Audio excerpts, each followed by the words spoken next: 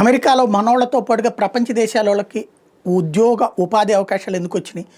America వాడు ఒక గంటకి $16 తీసుకుంటే మన వాళ్ళు $10కే పనిచేస్తారు. ఏ పాకిస్తాన్ వాడైతే $5కే పనిచేస్తాడు. కాబట్టి మన వాళ్ళందరినీ పెట్టుకున్నారు, వాళ్ళని పెట్టుకోలేదు. వాళ్ళకి ఏంటంటే వాళ్ళ దేశం లగ్జూరియస్ లైఫ్ అలవాటు పడ్డారు. ఆ లగ్జూరియస్ లైఫ్ లేకపోతే తట్టుకోలేరు. దాని కారణంగా విదేశీయులందరూ అక్కడికి వెళ్ళి ఉద్యోగాలు చేశారు. వీటి ఇంపాక్ట్ ఏమైపోయింది?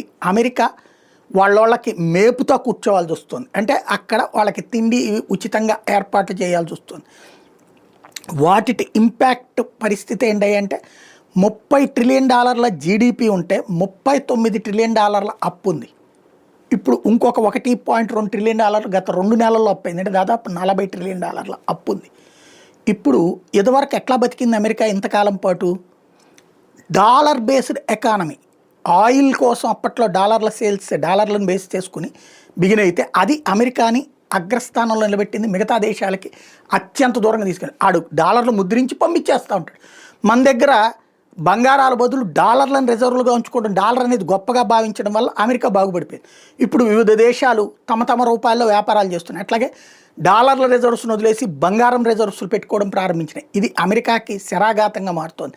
దీన్ని కవర్ చేసుకోవడానికి ఇప్పుడు క్రిప్టో కరెన్సీ అది బలవంతంగా భారతదేశంతో పాటు అన్ని దేశాల మీద రుద్దే ప్రయత్నం చేస్తుంది. అంటే వాళ్ళ అప్పుల్ని ఇదివరకు డాలర్లతో బతికేసినట్టు ఇప్పుడు క్రిప్టోని ప్రపంచం మీద రుద్దడానికి చూస్తుంది. అది పెట్టే ప్రతి ఆంక్ష వెనకాల వాళ్ళ స్వార్థపూరితమైనటువంటి జీవనం ఉంది. వాళ్ళ బద్ధకపుతో కూడినటువంటి జీవితం ఉంది.